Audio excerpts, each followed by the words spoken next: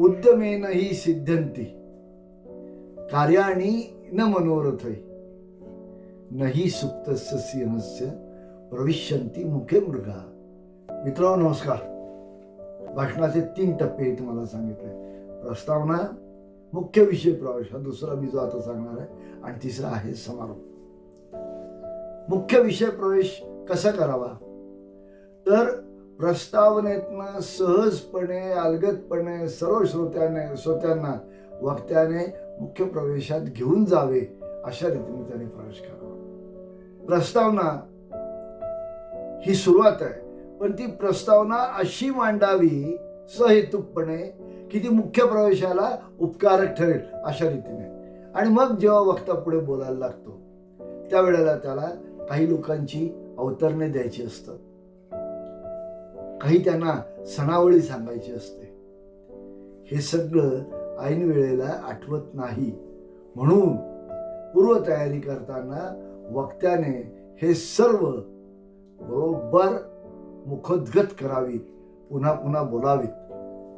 काही वक्त्यांच्या बाबतीत असा अनुभव येतो की त्यांना ऐन वेळेला त्यांची स्मरणशक्ती दगा देते आणि मग त्यांना सणावळी मांडता येत नाही, अवतरणं मांडता येत नाही, संदर्भ देता येत नाही, माहिती देता येत नाही, आकडेवारी देता येत नाही. मग ते अशी सुरुवात करतात. जर माझी स्मरणशक्ती मला धोका देत नसेल, जर मला बरोबर आठवत असेल, जर मी सांगितलेलं बरोबर ठरणार असेल, असं काही कामाचं नसतं. या रीतीने बोलून चालत नाही, असं बोलूच नाही. जर मला बरोबर आठवत असेल तर त्याला काही अर्थ नाहीये. श्रोत्यांना तुम्ही नेट टू नेट परफेक्ट माहिती दिली पाहिजे आणि त्या माहितीमध्ये कुठल्याही प्रकारच्या शंकेला जागा नको इतकी बरोबर अचूकपणे तुम्ही माहिती दिली पाहिजे. या रीतीने माहिती देताना तुम्ही कुठल्याही बाबतीमध्ये कमकुवतपणा स्वीकारून आत्मविश्वासाच्या अभावाने अजिबात बोलता कामा नये. थोडक्यात काय तर आपण जी माहिती मांडतो ती निश्चित व ठामपणाची असावी. त्यातही एक महत्वाचा मुद्दा आहे की आपण ज्या वेळेला माहिती देतो, संदर्भ देतो, आकडेवारी देतो, सणावळी देतो, त्यावेळेला त्याला आधार पाहिजे.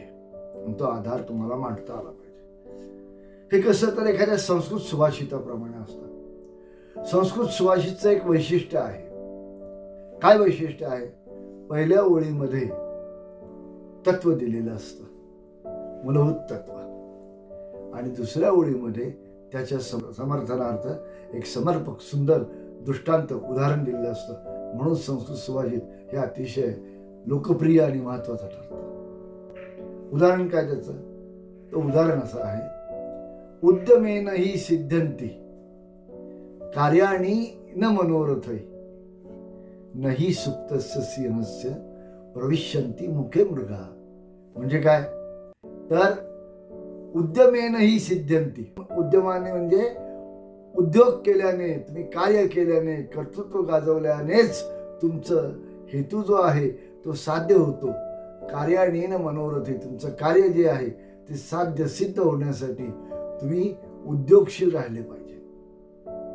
आणि नहि सुप्तस्य सिंहस्य, झोपी गेलेल्या किंवा निवांत बसलेल्या आराम करणाऱ्या सिंहाच्या तोंडामध्ये प्रविशन्ति मुखे मृगा, मृग म्हणजे हरिण आता धावत येऊन तिच्या तोंडात सतवून पडेल, अशक्य आहे, अशक्य आहे. म्हणून उद्यमेन हि सिद्ध्यन्ति कार्याणि न मनोरथै नहि सुप्तस्य सिंहस्य प्रविशन्ति मुखे मृगा.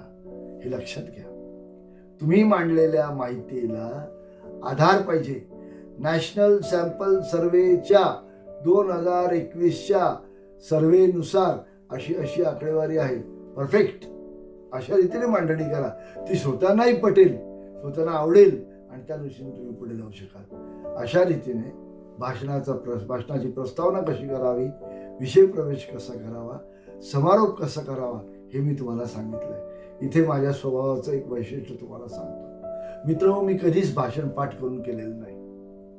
दुसरा मुद्दा, मी माझ्या विद्यार्थ्यांना अपंग करण्यासाठी रेडीमेड भाषणाचा नमुना देईल असं कधीच करणार नाही.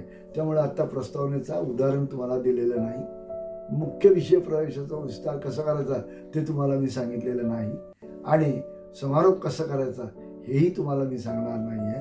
पण तुम्हाला सगळं सूचकपणे सांगितलेलं आहे. भाषणाचा समारोप कसा असावा, तर समारोपामध्ये जसं प्रस्तावना तुम्ही अलगदपणे मुख्य विषय प्रवेशाकडे आणलीत तसं तुम्हाला समारोप हा अतिशय खेळमेळीच्या वातावरणात करायचा आहे. तुम्ही जे काही तत्वज्ञान चिंतकपर असं जे काही सांगितलं आहे, तत्वचिंतक भाषण तुम्ही केलंय तसं आता काही नाही.